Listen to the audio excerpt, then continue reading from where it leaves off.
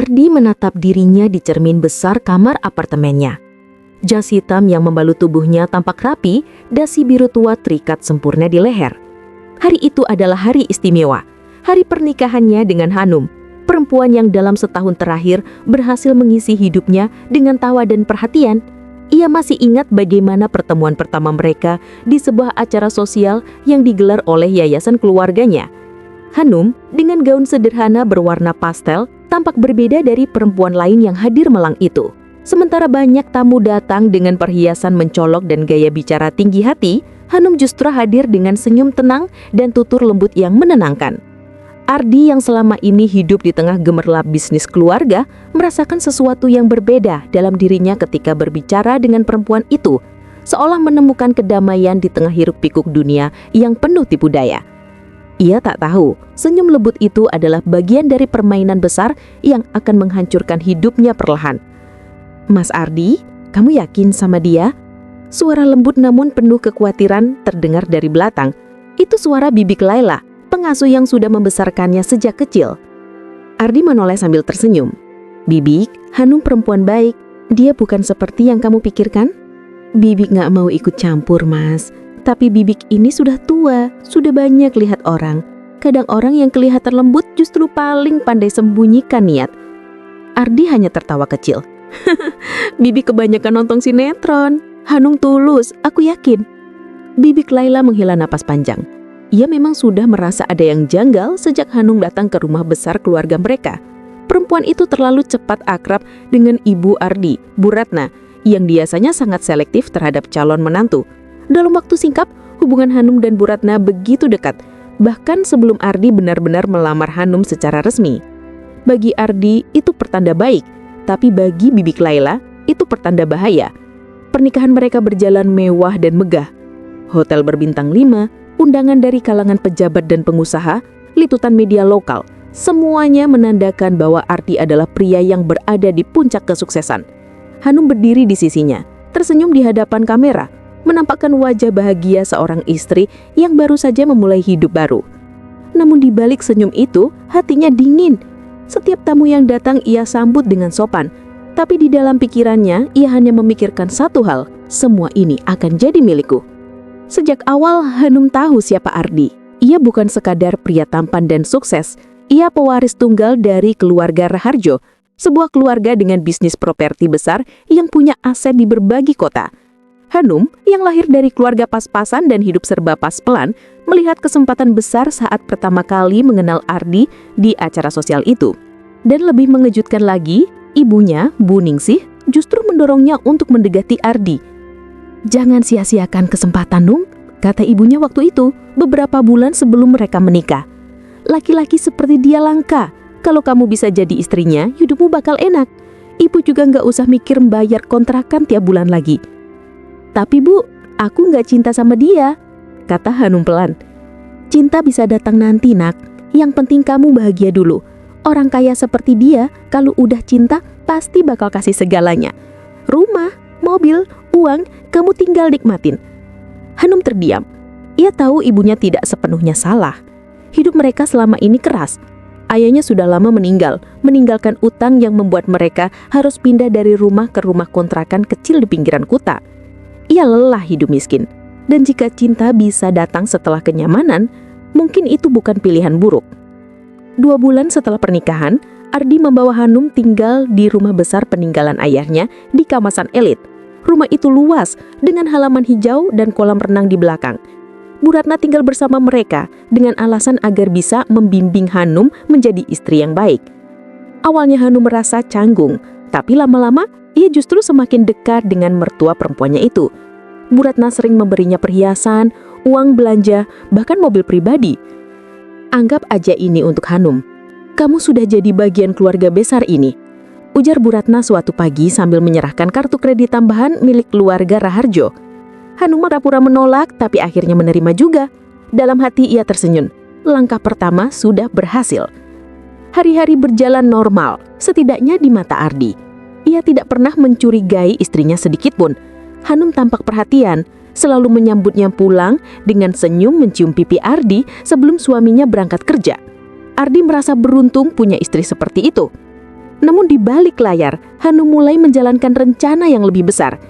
Ia dan ibunya sering berdiskusi diam-diam.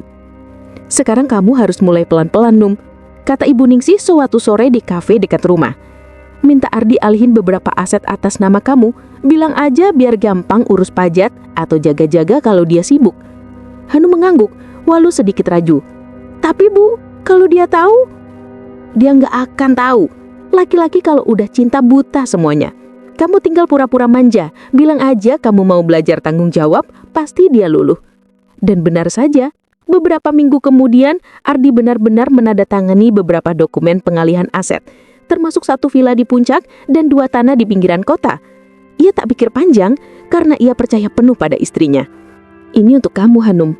Aku pengen kamu merasa punya andil dalam hidup kita," kata Ardi lembut saat menyerahkan mop itu. Hanum menatap wajah suaminya, pura-pura meneteskan air mata haru. "Terima kasih, Mas. Aku nggak tahu harus bilang apa." Tapi di balik air mata itu, hatinya berbisik dingin. "1 langkah lagi, semua ini akan jadi milikku." Namun seiring waktu, Ardi mulai merasakan sesuatu yang aneh. Hanum sering pulang terlambat dengan alasan arisan atau kumpul teman. Kadang ia mematikan ponsel berjam-jam. Ia juga lebih sering keluar kota bersama ibunya dengan alasan melihat bisnis kecil yang katanya ingin dibangun. Suatu malam, Ardi duduk di ruang kerja sambil memandangi berkas keuangan keluarga. Ia memperhatikan adanya transfer rutin dalam jumlah besar ke rekening yang tak dikenalnya, dan semua dilakukan oleh Hanum. Kecurigaan itu mulai tumbuh, tapi Ardi menahannya. Ia tidak ingin langsung menuduh tanpa bukti. Ia memilih diam, memperhatikan dan menunggu. Di malam yang lain, ketika Hanum mengira suaminya sudah tidur, Ardi mendengar suara samar di ruang tamu. Ia berkeluar perlahan dan mendengar Hanum berbicara lewat telepon dengan nada lembut yang tak pernah ia gunakan padanya. "Iya sayang, nanti aku kabarin lagi. Tenang aja, sebentar lagi semua beres. Aku juga udah dapet tanda tangannya." Ardi berdiri di tangga, tubuhnya kaku. Kata-kata itu seperti pisau yang menembus dadanya. Ia mundur perlahan ke kamar, menahan napas agar tidak bersuara. Di sana, dalam gelap, ia menatap langit-langit kamar dengan mata kosong. Malam itu, untuk pertama kalinya, ia merasa hatinya retak. Keesokan paginya, Hanum bertingkah seperti biasa. Ia membuatkan sarapan, mencium pipi Ardi sebelum suaminya berangkat kerja. Tapi Ardi tak lagi sama. Ia sudah mulai menyusun rencana, bukan untuk menuduh, tapi untuk membuktikan. Ia memanggil pengacara pribadinya dan memeriksa semua dokumen aset yang pernah dialihkan. Ternyata benar, semua sudah berpindah atas nama Hanum. Tapi yang Hanum tak tahu, Ardi selalu membuat salinan dokumen rahasia dan sebagian besar masih bisa dikembalikan dengan langkah hukum tertentu. Namun ia belum bergerak. Ia ingin melihat sejauh mana permainan ini berjalan. Malam-malam berikutnya, Ardi memasang alat perekam kecil di ruang tamu dan di mobil Hanum. Ia ingin tahu siapa pria yang ada di balik panggilan sayang itu. Dan seminggu kemudian, jawaban itu datang dengan menyakitkan. Suaranya jelas, tawa mereka terdengar, dan yang lebih mengejutkan, pria itu adalah orang yang ia kenal. Seseorang yang selama ini sering datang ke rumah. Seseorang yang dianggap keluarga. Di malam itu, saat Ardi duduk sendirian di ruang kerja mendengarkan rekaman suara istrinya yang berselingkuh dengan laki-laki yang ia percayai. Di luar, hujan turun pelan, seperti ikut berduka atas cinta yang ternyata palsu sejak awal. Ardi menggenggam tangannya kuat-kuat. Wajahnya dingin, hatinya retak, tapi pikirannya mulai menyusun rencana balas. Hujan masih turun malam itu. Derasnya membentur genting dan kaca jendela, menciptakan suara yang menenangkan bagi siapapun yang tidur dengan hati damai. Tapi bagi Ardi, setiap tetes hujan terdengar seperti derai pengkhianatan. Rekaman di laptopnya masih berputar. Suara Hanum yang lembut bercampur tawa seorang pria. "Sayang, dia nggak curiga kok. Aku udah bilang semua aset bakal beralih pelan-pelan. Kita sabar dikit aja ya." "Kamu luar biasa, Num. Gue nggak nyangka lu bisa mainin dia sedalam itu. Kalau semua udah kelar, kita bebas." Ardi menutup laptop itu perlahan, menatap kosong ke layar yang gelap. Laki-laki di balik suara itu tak asing baginya. Rama, sepupunya sendiri. Anak dari adik ibunya yang sejak kecil sudah seperti saudara. Rama sering datang ke rumah membantu di perusahaan keluarga, bahkan beberapa kali ikut makan malam bersama mereka. Sekarang semuanya masuk akal. Mengapa Hanum dari Rama terlihat begitu akrab belakangan ini? Mengapa ibunya, Bu Ratna, seolah tak keberatan Hanum sering keluar malam? Semuanya ternyata saling terkait. Pagi itu, Ardi bangun lebih awal dari biasanya. Wajahnya tenang, namun matanya dingin. Ia berjalan ke dapur, di mana Hanum sedang menyiapkan sarapan seperti biasa. Aroma roti panggang dan kopi memenuhi ruangan. "Mas, sarapannya mau sekarang atau nanti aja?" tanya Hanum sambil menoleh, senyumnya manis seperti biasa. Ardi menatapnya lama, lalu menjawab datar, "Sekarang aja." Ia duduk di meja makan, menatap istrinya yang sibuk menata piring.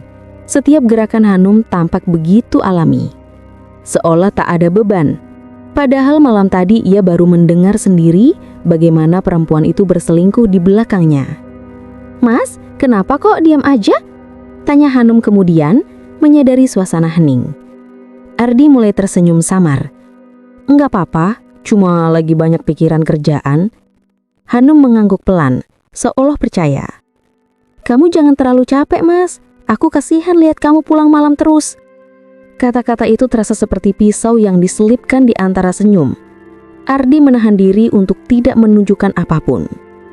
Beberapa hari berikutnya, Ardi mulai menyusun langkah secara perlahan. Ia tidak ingin gegabah. Ia tahu permainan ini sudah berjalan lama dan melibatkan lebih banyak orang daripada yang ia kira. Langkah pertama, ia menemui pengacaranya, Pak Seno, seorang pria paruh bada yang sudah lama mengurusi urusan hukum keluarganya. "Pak, saya ingin periksa ulang semua dokumen aset yang atas nama istri saya," kata Ardi tanpa banyak basa-basi. Pak Seno tampak heran.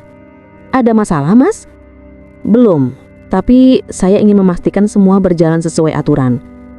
Dalam waktu seminggu, semua berkas itu dikumpulkan, dan hasilnya membuat Ardi menatap meja dengan rahang mengeras. Sebagian besar asetnya memang sudah beralih atas nama Hanum. Bahkan, rekening tabungan sekunder keluarga pun dikuasai melalui wewenang tanda tangan bersama. Namun di balik semua itu, Ardi masih punya keunggulan. Sebagian besar aset utama masih tersimpan di bawah nama yayasan keluarga, dan ia adalah pemegang keputusan utama di sana. Ia bisa memindahkan segalanya kembali tanpa sepengetahuan Hanum, asal tahu caranya. Suatu sore, Ardi memutuskan pulang lebih cepat. Mobilnya berhenti di seberang rumah tanpa menyalakan lampu. Ia ingin melihat seperti apa aktivitas Hanum ketika ia tidak di rumah. Dari kejauhan, ia melihat mobil hitam berhenti di depan gerbang rumahnya. Hanum keluar dari mobil itu dengan pakaian santai, rambut terurai dan senyum di wajahnya. Dari sisi sopir, keluar seorang pria, Rama. Mereka tertawa. Hanum bahkan sempat menempuk lengan Rama dengan lembut sebelum keduanya berpisah.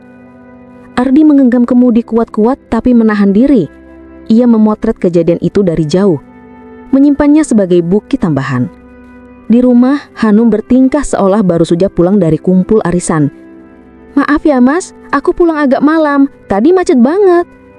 Ardi hanya menjawab dengan senyum tipis lalu berkata, "Enggak apa-apa, aku juga baru sampai kok."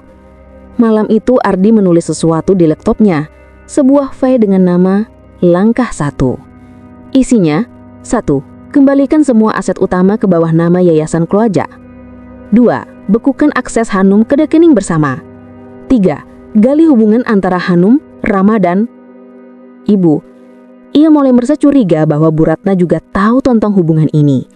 Selama ini ibunya terlalu memihak Hanum dalam segala hal.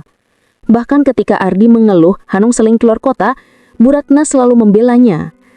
"Namanya juga perempuan muda, biar dia punya kesibukan sendiri." Begitu kata ibunya dulu. Tapi sekarang semua terasa janggal. Keesokan harinya, Ardi berpura-pura hendak pergi dinas keluar kota selama beberapa hari. Hanum tampak senang mendengarnya. "Lumayan, aku bisa ngurus rumah tanpa gangguan kerjaan kamu," katanya sambil tersenyum manja. "Jangan lupa jaga diri ya," kata Ardi sambil mencium keningnya pelan. Dalam hati ia berbisik dingin, "Kali ini aku yang akan mengawasi." Begitu meninggalkan rumah, Ardi tak benar-benar pergi ke bandara. Ia menuju sebuah apartemen kecil di kawasan Tebet, tempat aman yang ia siapkan bersama Pak Seno dan seorang sahabat lamanya, Reza, yang bekerja di bidang keamanan digital. Gua udah siapin semua, Di. Lo bakal bisa lihat semua CCTV rumah lo dari sini, bahkan mobil istri lo. Ardi menatap layar yang menampilkan gambar dari berbagai sudut rumahnya. Ruang tamu, dapur, garasi, halaman belakang. Ia diam beberapa saat, lalu berkata pelan, "Mulai malam ini." 2 malam berlalu tanpa kejadian mencurigakan. Tapi di malam ketiga, sesuatu terjadi. Sekitar pukul 10 malam, Hanum keluar dari kamar berpakaian rapi, lalu menelpon seseorang. "Aku udah siap, kamu di depan ya." Tak lama kemudian, mobil hitam yang sama berhenti di depan rumah. Hanum keluar dengan cepat, menoleh kanan kiri, lalu masuk ke mobil itu. "Dapat sinyal GPS-nya, Reza?" "Dapat, mereka menuju arah Kemang." Ardi tak pikir panjang. Ia mengenakan jaket hitam, mengambil kunci mobil dan mengikuti dari jauh. Di jalanan sepi malam itu, ia menjaga jarak, memastikan tak ketahuan. Sekitar 30 menit kemudian, mobil Hanum berhenti di depan hotel butik kecil di Kemang. Ardi berhenti beberapa blok di belakang, menatap pemandangan itu dengan dada bergetar. Hanum dan Rama turun dari mobil, bergandengan tangan masuk lobi, tertawa seperti pasangan kekasih yang bebas. Di dada Ardi, amarah, sedih, dan kecewa bercampur jadi satu. Tapi bukan itu yang membuatnya menggigil, melainkan ketika ia melihat seseorang keluar dari lobi hotel itu, menyapa Hanum dengan senyum ramah. Ibunya sendiri. Bu Ratna berbicara singkat dengan mereka lalu menyerahkan sesuatu. Amplop tebal, sebelum meninggalkan tempat itu dengan mobil sopir keluarga. Ardi hampir tak bisa bernafas. Dunia seolah berhenti berputar sesaat. Ia menatap dari kejauhan, tubuhnya kaku. Sekarang semuanya jelas. Pengkhianatan ini bukan hanya dari seorang istri, melainkan dari darah dagingnya sendiri. Ia tak langsung menegur siapapun malam itu. Ardi pulang ke apartemen, duduk di kursi tanpa berkata apapun. Reza mencoba berbicara, tapi ia hanya menyangkat tangan, memberi isyarat agar temannya diam. Di layar laptopnya, ia memutar ulang rekaman hotel tadi. Hanum, Rama dan ibunya dalam satu frame yang sama. Ketiganya tampak begitu tenang, seolah tak ada dosa yang mereka lakukan. Ardi memejamkan mata. Dalam diam, air mata pertama sejak bertahun-tahun jatuh dari matanya. Bukan karena kehilangan cinta, tapi karena kehilangan kepercayaan. Tapi ketika ia membuka mata, air mata itu sudah kering, berganti tatapan dingin yang tak lagi menyisakan kelembutan. Ia menulis di bawah langkah satu kalimat tambahan. "Mereka mengira aku bodoh. Sekarang giliran aku memainkan permainan mereka." Keesokan paginya, Ardi kembali ke rumah seolah tak terjadi apa-apa. Hanum menyambutnya dengan senyum dan pelukan. "Cepet banget dinasnya, Mas," katanya riang. Ardi balas tersenyum, menatap mata istrinya lama-lama, lalu menjawab pelan. "Iya sayang, soalnya aku gak betah jauh dari kamu." Hanum tidak menyadari bahwa laki-laki di hadapannya bukan lagi Ardi yang sama seperti dulu. Senyumnya mungkin sama, tapi hatinya sudah berubah total. Dalam diam, Ardi mulai memindahkan aset, menutup akses rekening dan menyiapkan langkah hukum. Semuanya akan ia lakukan perlahan. Tanpa teriak, tanpa emosi, tapi mematikan. Dan ketika waktunya tiba, bukan hanya Hanum yang akan kehilangan segalanya, tapi juga semua orang yang menutupi kebohongan itu. Langit pagi itu tampak tenang, seolah tak ada apapun yang sedang terjadi di rumah besar keluarga Raharjo. Tapi di balik ketenangan itu, badai tengah menunggu waktunya untuk meledak. Ardi duduk di ruang kerjanya sejak subuh, menatap layar laptop yang penuh dengan data, rekaman, serta salinan dokumen aset.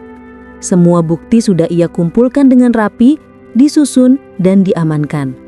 Ia tahu hari pembalasan sudah semakin dekat.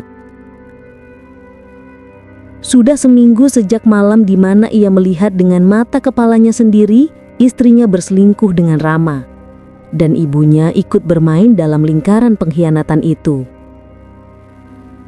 Selama seminggu itu pula, Ardi berpura-pura tidak tahu apa-apa. Ia masih berperan sebagai suami penyayang dan anak berbakti. Tapi di balik senyumannya, langkah demi langkah sudah mulai dijalankan dengan presisi. Langkah pertama, membalikkan semua aset yang sudah atas nama Hanum. Dengan bantuan pengacara lamanya, Pak Seno, Ardi diam-diam mengurus peralihan ulang dokumen. Ia memiliki hak legal untuk menarik kembali sebagian besar aset karena semua transaksi dilakukan di bawah sistem harta bersama yang bisa dibatalkan jika ditemukan unsur penipuan atau manipulasi. Dan itu Ardi punya buktinya. Suatu sore, di ruang kerja Pak Seno, Ardi menandatangani dokumen terakhir dengan tangan yang mantap. Mulai hari ini, semua tanah dan properti yang dulu atas nama Hanum sudah kembali ke nama Anda, Mas Ardi, kata Pak Seno sambil menyerahkan map tebal. Ardi mengangguk pelan. Pastikan tidak ada satupun yang tahu sebelum saya sendiri yang mengatakannya. Tenang saja, jawab Pak Seno. Tapi, maaf saya bertanya, Mas. Anda yakin mau terus diam? Ini semua bisa dibawa ke ranah hukum. Ardi menatap keluar jendela. Belum. Saya ingin mereka hancur dengan tangan mereka sendiri. Beberapa hari berikutnya, Ardi mulai menjalankan langkah kedua, memancing mereka keluar. Ia sengaja mulai bersikap lebih lembut pada Hanum, memberinya perhatian lebih dari biasanya, membelikan hadiah, mengajaknya makan malam, bahkan sempat berkata akan menyerahkan satu aset baru atas namanya. Hanum tentu saja bahagia, atau setidaknya berpura-pura begitu. Ia tidak tahu bahwa semua itu hanyalah bagian dari rencana besar. Mas, aku senang banget kamu mau kasih rumah di Bandung itu, kata Hanum suatu malam sambil bersandar di bahu Ardi. Akhirnya ada juga tempat buat aku dan ibu kalau mau santai. Iya, nanti minggu depan aja kita ke notaris bareng, biar resmi. Boleh banget, jawab Hanum, matanya berkinar-kinar. Di pikirannya rencana mereka sudah hampir selesai. Ia bahkan sudah berencana menjual salah satu tanah yang dulu Ardi beri untuk mendapatkan dana besar. Ia pikir sebentar lagi semuanya akan beralih sepenuhnya ke tangannya. Namun ia tidak tahu bahwa di balik janji ke notaris itu, Ardi sudah menyiapkan jebakan. Satu malam sebelum janji ke notaris, Ardi berpura-pura harus rapat dengan klien di luar kota. Sayang, aku harus ke Surabaya 2 hari, kayaknya baru balik lusa, katanya sambil memasukkan koper ke mobil. Hanum mencium pipinya dan tersenyum. Hati-hati ya mas, aku doain lancar. Begitu mobil Ardi keluar gerbang, Hanum langsung menelpon seseorang. Mas Rama, jadi ya malam ini? Dia udah pergi. Sip, aku siapin tempatnya sayang. Namun, Hanum tidak tahu. Mobil Ardi sebenarnya hanya berputar ke ujung jalan, lalu berhenti di balik pepohonan. Ia duduk diam menatap layar tablet yang menampilkan siaran langsung dari CCTV tersembunyi di rumahnya sendiri. Waktu menunjukkan pukul 8 malam ketika Rama datang. Hanum membukakan pintu dengan wajah sumringah. Keduanya duduk di ruang tamu, tertawa-tawa, lalu berpelukan. Ardi menatap semua itu dari layar, matanya tajam dan rahangnya mengeras. Ia tidak pernah merasa sebegitu dingin dalam hidupnya. Namun yang membuat dadanya semakin sesak adalah ketika ia mendengar nama ibunya disebut. Tante Ratna udah tahu kok sayang, ujar Rama dengan santai. Dia cuma suruh kita sabar sampai semua aset beres. Katanya biar kamu gak dicurigai. Iya, ibu memang hebat, kata Hanum sambil tertawa kecil. Dia yang ngasih ide buat pura-pura nurut terus sama Ardi. Katanya laki-laki kalau udah nurut sama istri gampang banget dikibulin. Ardi menutup mata sejenak menahan amarah yang hampir meledak. Tangannya mengepal, tapi ia tetap diam. Ia tahu malam ini belum waktunya. 2 hari kemudian, Ardi benar-benar mengatur pertemuan ke notaris. Hanum datang dengan gaun elegan dan perhiasan berkilau, membawa ibunya, Bu Ningsih. Ia bahkan memanggil Rama untuk menemaninya. Katanya biar bantu tanda tangan saksi. Sementara itu, Ardi sudah menyiapkan ruangan rapat di kantor notaris yang sebenarnya sudah bekerja sama dengannya. Ia sudah mengatur segalanya, dokumen, kamera tersembunyi, bahkan saksi hukum dari yayasan keluarganya. Begitu mereka semua duduk, Ardi menyapa dengan senyum tenang. Terima kasih ya sudah datang. Hari ini saya ingin urus pembagian aset rumah di Bandung yang sempat saya janjikan. Hanum tersenyum manis. Iya mas, aku seneng banget. Aku juga udah siap semua dokumennya. Notaris membuka map tebal di hadapannya, lalu berkata, sebelum kita tanda tangan, saya perlu menunjukkan beberapa dokumen revisi terakhir dari Pak Ardi. Hanum tampak bingung. Revisi? Ardi menatapnya, lalu mencondongkan tubuh sedikit. Ya, revisi karena ternyata ada banyak dokumen sebelumnya yang ditandatangani di bawah manipulasi dan penipuan. Suasana ruangan langsung berubah hening. Hanum menatap Ardi dengan dahi berkerut. Maksud kamu?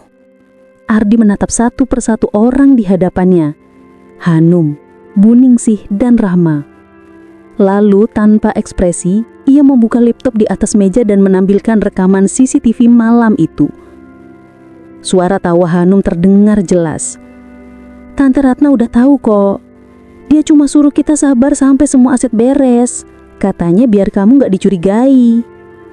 Rahma pacat. Hanum menutup mulutnya. Tubuhnya bergetar. Buningsih mencoba berbicara tapi suara Ardi lebih dulu memotong. Selama ini aku cuma pingin bukti. Dan sekarang aku udah dapat semuanya. Aku tahu kalian bertiga kerjasama buat ngambil semua yang jadi hakku. Tapi aku gak akan kasih kesempatan kalian untuk terus menikmati hasilnya. Ia melempar map tebal ke atas meja. Itu semua surat pembatalan peralihan aset. Semua tanah, rumah, rekening udah balik ke namaku. Termasuk rumah yang kalian tempati sekarang. Aku kasih waktu 3 hari buat kalian keluar dari sana. Hanum mulai menangis. Mas, aku bisa jelasin. Cukup, potong Ardi tajam. Aku udah dengar semua penjelasanmu di malam-malam yang lain. Tentang cinta palsu, tentang rencana kalian, tentang aku yang kamu sebut laki-laki bodoh yang mudah dimanfaatkan. Tangis Hanum pecah. Rama hanya bisa menunduk. Buningsih mencoba membela anaknya. Mas Ardi, tolonglah, Hanum itu cuma apa, Bu? Cuma ingin menghabisi orang yang tulus mencintainya, atau cuma ingin hidup enak di atas kebohongan? Hening panjang mengisi ruangan. Lalu Ardi menatap langsung ke mata Hanum. Mulai hari ini, kamu bukan siapa-siapa lagi. Aku akan ajukan gugatan cerai, dan aku gak akan tarik satupun kata dari yang sudah aku putuskan. Hanum cercop mencoba mendekat tapi Ardi mundur setepak. Mas, aku mohon. Aku nyesal. Jangan panggil aku Mas. Kamu kehilangan hak itu sejak malam kamu milih tidur di pelukan laki-laki lain.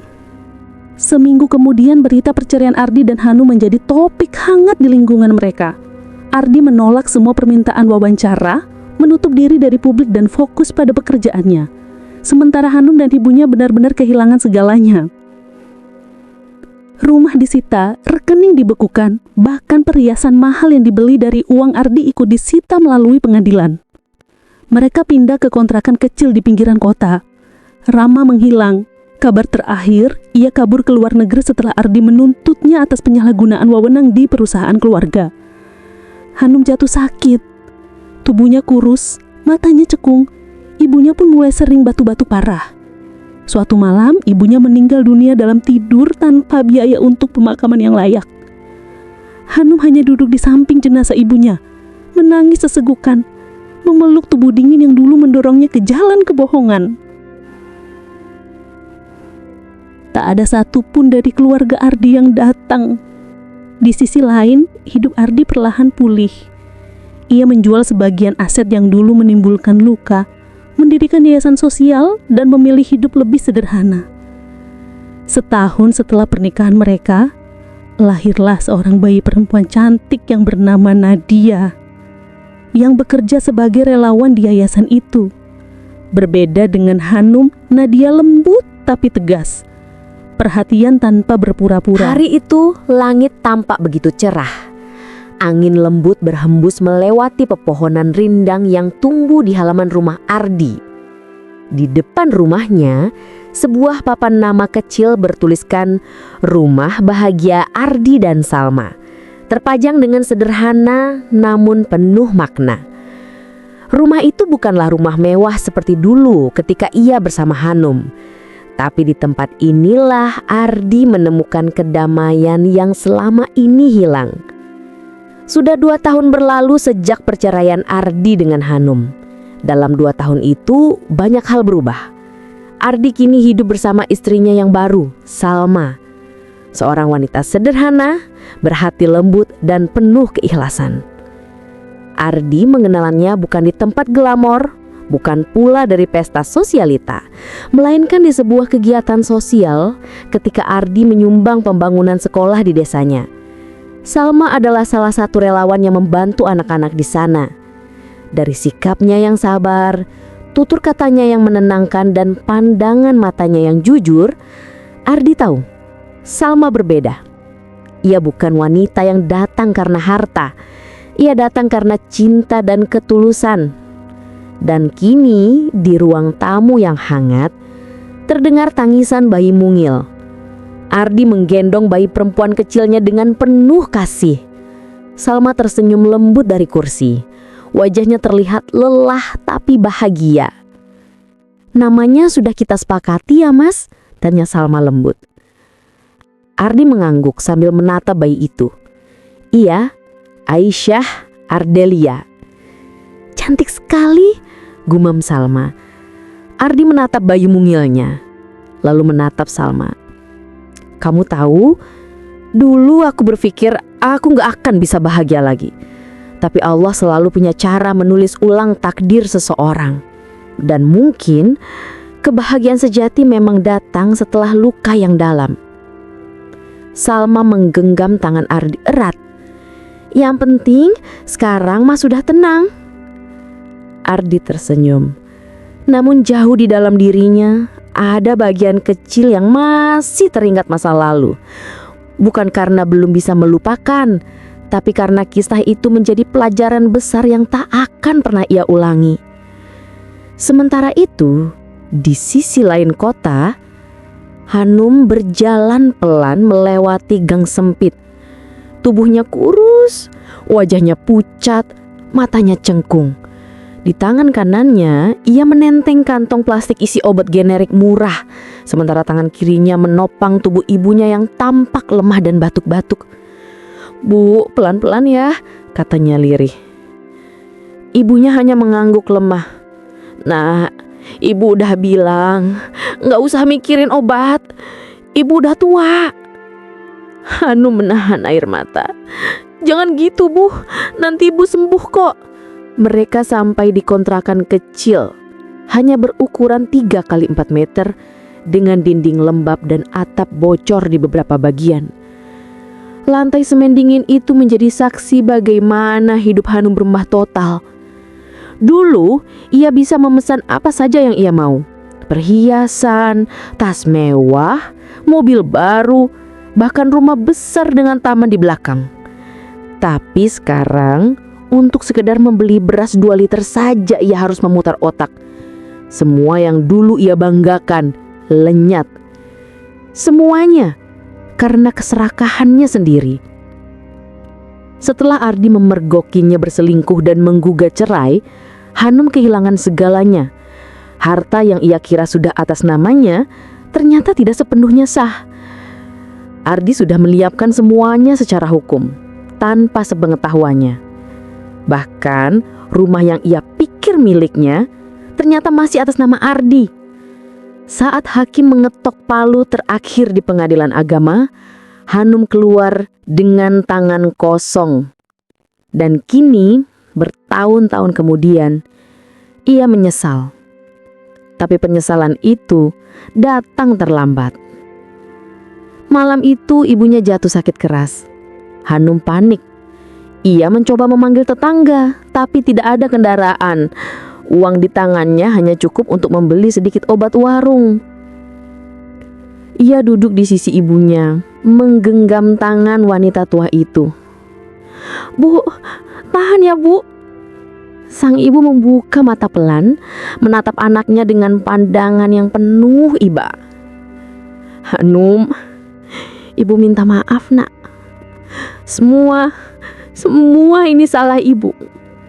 Jangan gitu bu." Ari menangis keras. "Sudah bu, jangan ngomong gitu, nanti ibu capek."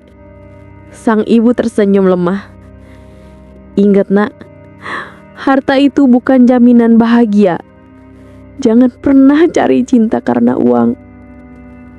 Dan malam itu, ibunya menghembuskan nafas terakhir di pelukan Hanum. Beberapa minggu kemudian, Hanum datang ke makam ibunya, membawa bunga plastik murahan.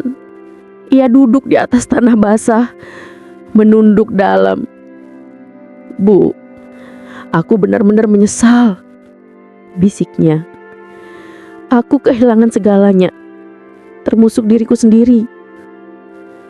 Ia menatap langit, berharap waktu bisa diulang. Tapi waktu hanya berjalan satu arah. Saat ia berdiri, matanya menangkap sosok laki-laki di kejauhan. Ardi. Ia tertegun. Ardi berdiri di dekat makam lain, tampak memeluk seorang wanita, Salma. Dan di antara mereka ada bayi mungil. Hanum tercekak, dadanya sesak. Ia tahu itu keluarga baru Ardi. Air matanya jatuh tanpa bisa ia tahan.